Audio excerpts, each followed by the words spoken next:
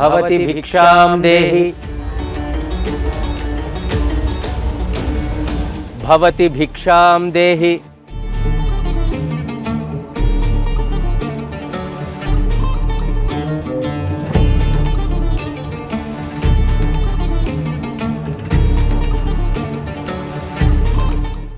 ಗುರುಗಳೇ,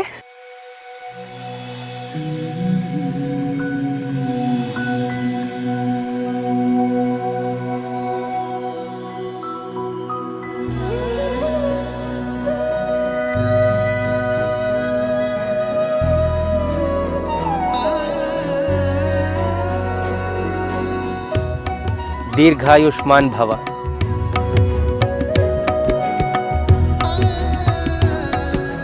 ಸಾಕ್ಷಾತ್ ದೈವ ಸ್ವರೂಪಿಗಳಾದ ತಾವು ಇಂತಹ ಬಡವರ ಮನೆಗೆ ಭಿಕ್ಷೆಗೆ ಬಂದದ್ದು ನಮ್ಮ ಪೂರ್ವ ಜನ್ಮದ ಪುಣ್ಯ ಗುರುಗಳೇ. ಸನ್ಯಾಸಿಯಾದವನಿಗೆ ಬಡವ ಬಲ್ಲಿದ ಅನ್ನೋ ಭೇದ ಭಾವ ಇಲ್ಲ ಮಗು, ಎಲ್ಲ ಭಗವಂತನ ಇಚ್ಛೆ. ಅವನು ನಮ್ಮನ್ನು ಇಲ್ಲಿಗೆ ಕಳುಹಿಸಿದ, ನಾವು ಬರುವಂತಾಯಿತು. ನಮ್ಮ ಗುರುಗಳ ಹಸಿವನ್ನು ನೀಗಿಸಲು ನೀನು ಈ ಪ್ರಸಾದವನ್ನು ನೀಡಿದ್ದೀಯ. ನಿನ್ನ ಕಷ್ಟಕ್ಕೆ ಆ ಭಗವಂತ ನೆರವಾಗ್ತಾನೆ. ನಿನಗೆ ತುಂಬ ಸಂಕಟ ಎನಿಸಿದಾಗ ಶ್ರೀಹರಿಯ ಧ್ಯಾನ ಮಾಡು, ಅದು ಅವನನ್ನು ತಲುಪುತ್ತದೆ. ನಿಮ್ಮ ಮುಖದಲ್ಲಿ ಒಂದು ದೈವಿಕ ಕಳೆ ಇದೆ. ಭಕ್ತಿ ಮಾರ್ಗದಲ್ಲಿ ಸಾಗುವ ಯೋಗವಿದೆ. ಆ ದಾರಿಯಲ್ಲೇ ಸಾಗಿ. ನಿಮಗೆಲ್ಲ ಒಳ್ಳೆಯದಾಗಲಿ.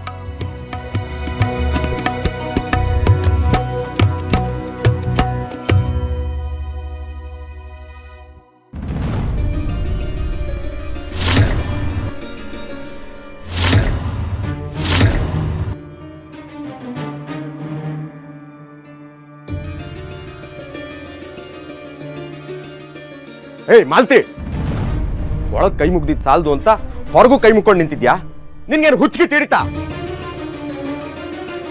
ಇಲ್ಲ ಅಪ್ಪ, ಅದು ಗುರುಗಳು ಬಂದಿದ್ರು, ಭಿಕ್ಷೆ ಹಾಕಿ ಆಶೀರ್ವಾದ ತಗೊಳ್ಳೋಣ ಅಂತ ಬಂದೆ.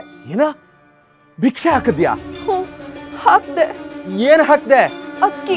ಅಯ್ಯೋ ಮನೆ ಹಾಳಿ, ಇದ್ದಿದ್ ಹಿಡಿ ಅಷ್ಟು ಅಕ್ಕಿ ಅದನ್ನು ಕೊಟ್ಬಿಟ್ಟಿದ್ಯಲ್ಲ. ಈಗ ಹೊಟ್ಟೆಗೆ ಏನ್ ತಿಂತೀಯ? ಗಂಜಿ ಕಾಯಿಸಿದ್ರೆ ಒಂದು ಹೊತ್ತು ಊಟಕ್ಕಾದ್ರೂ ಆಗ್ತಿತ್ತು. ಮಾಡೋದೆಲ್ಲ ಇಂಥವೇ.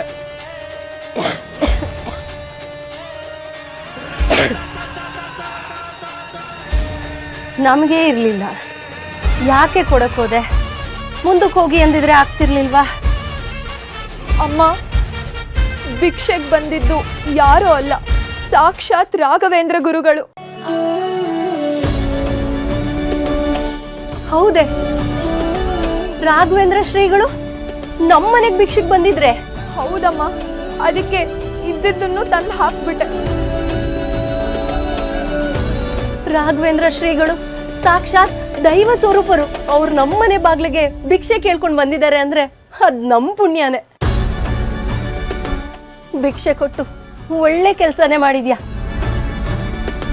ಒಂದೊತ್ತು ಊಟ ಇಲ್ಲ ಅಂದ್ರು ಬದುಕ್ಬೋದು ರೀ.